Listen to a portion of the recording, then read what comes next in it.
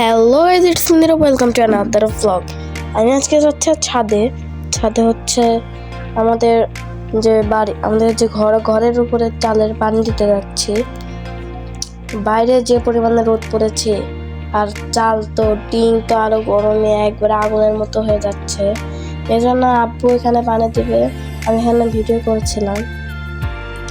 আব্বু এখানে পানি দিচ্ছে চালে পানি দিলে চালটা একটু নিচের থেকে ঠান্ডা হচ্ছে। আব্বু 3 তলার থেকে পানি দিচ্ছে চালে, চালটা ঠান্ডা হচ্ছে।